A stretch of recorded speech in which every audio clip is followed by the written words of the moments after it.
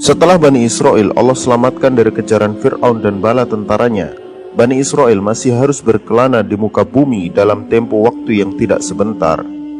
Bersama Nabi Musa dan Nabi Harun, Bani Israel memiliki harapan baru untuk membangun bangsa mereka sendiri dan mempunyai peradaban sendiri. Maka ketika Bani Israel memiliki tempat untuk tinggal sementara, Allah memanggil Nabi Musa untuk datang ke Bukit Tursina. Di sana Allah Subhanahu wa Ta'ala memberikan pengajaran kepada Nabi Musa selama 40 hari lamanya.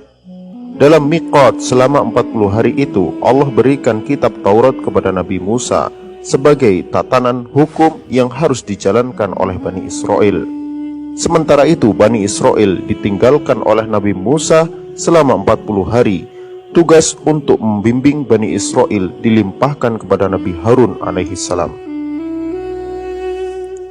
Pada waktu Nabi Musa tidak ada, itulah salah seorang Bani Israel yang dipanggil sebagai Samiri mengajak Bani Israel membuat patung anak sapi dan menyembahnya. Nabi Harun ternyata tidak mampu menghadapi kesesatan Bani Israel itu. Bani Israel tidak mempedulikan nasihat Nabi Harun karena bagi Bani Israel Nabi Musa lebih ditakuti ketimbang Nabi Harun. Samiri berhasil membuat patung anak sapi yang sangat indah menurut Bani Israel. Patung anak sapi itu jika tertiup angin akan mengeluarkan suara-suara aneh yang menurut Samiri adalah suara dewa sapi. Bani Israel yang cenderung dengan kesesatan itu pun percaya sepenuhnya dengan Samiri. Mereka lantas bersujud dan bersungkur menyembah patung anak sapi itu dan menjadikannya sebagai Tuhan selain Allah. Hal ini tentu sangat mengherankan bagi kita, orang-orang yang berakal sehat. Bagaimana bisa Bani Israel menyembah patung anak sapi, sedangkan mereka baru saja diselamatkan dari Fir'aun. Bahkan mereka melihat mukjizat Nabi Musa membelah lautan, dan bahkan masih ada Nabi Harun di tengah-tengah mereka. Ketika Nabi Musa telah menyelesaikan miqat selama 40 hari di Bukit Tursina dan mendapatkan kitab Taurat sebagai petunjuk bagi Bani Israel, maka kembalilah beliau ke perkemahan Bani Israel. Sesampainya di sana, betapa murkanya Nabi Musa sehingga beliau melemparkan lembaran-lembaran Taurat yang beliau bawa. Kemudian beliau menarik janggut Nabi Harun alaihissalam. Bahkan dikatakan dalam sebuah riwayat, karena genggaman tangan Nabi Musa dan saking takutnya Nabi Harun dengan kemarahan Nabi Musa, jenggot Nabi Harun langsung memutih sebagian, sehingga jenggot beliau berwarna belang, hitam dan putih. Nabi Musa berkata, "Wahai saudaraku, bagaimana bisa kau biarkan kesesatan menguasai Bani Israel?" Nabi Harun menjawab, "Wahai saudaraku, aku telah menasihati Bani Israel dan mengingatkan mereka agar tidak menyembah patung anak sapi itu. Tetapi mereka mengabaikanku dan bahkan mengancam membunuhku." Melihat kemarahan Nabi Musa, Bani Israel tidak berani berkata sepatah kata pun, hingga Nabi Musa memanggil Samiri dan bertanya, "Apa yang membuatmu melakukan seperti itu, wahai Samiri?" Tanpa rasa bersalah, Samiri berkata, "Aku mengetahui sesuatu yang tidak mereka ketahui. Maka aku mengambil segenggam dari jejak Rasul, lalu aku melemparkannya. Demikian nafsuku membujukku." Nabi Musa pun mengusir Samiri, dan Samiri pada akhirnya hidup sendirian. Allah berikan siksaan kepada Samiri, di mana jika ada orang yang menyentuh kulitnya, ia akan terasa seperti dibakar api, sehingga seumur hidup Samiri tidak pernah berdekatan dengan siapapun sampai ia mati. Ketika amarah Nabi Musa mereda, beliau mengambil lembaran-lembaran Taurat. Kemudian beliau mengumpulkan seluruh Bani Israel untuk diminta bersumpah setia kepada Allah Subhanahu wa Ta'ala dan ketaatan mereka untuk menjalankan hukum Taurat tanpa menolak satu pun dari hukum-hukumnya.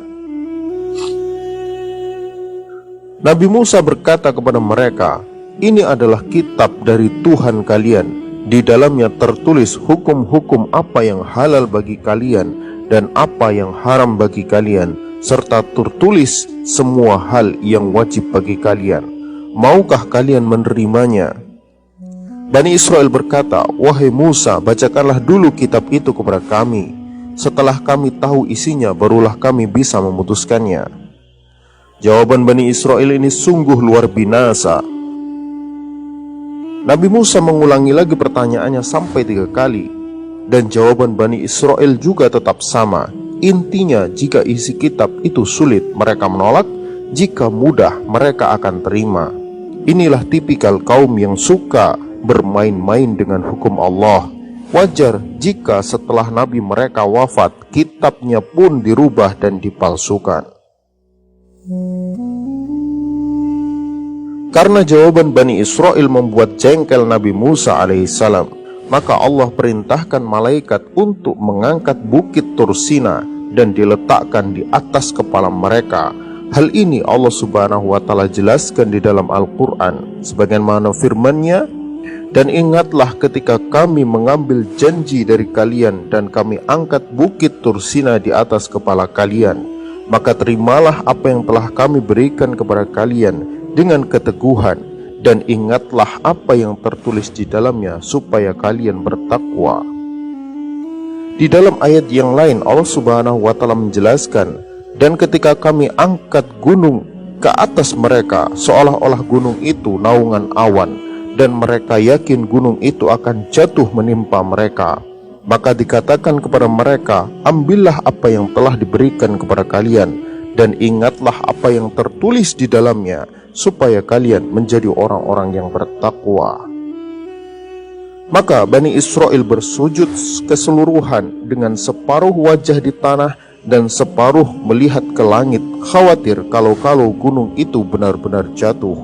Maka karena taubat mereka, Allah subhanahu wa ta'ala perintahkan malaikat untuk mengembalikan bukit Tursina ke tempat semula. Sejak saat itu, Taurat menjadi hukum Bani Israel dan mereka wajib menjalankan isinya. Tetapi menjadi sebuah pertanyaan, apakah Bani Israel benar-benar kapok untuk tidak melanggar hukum Taurat? Ternyata tidak.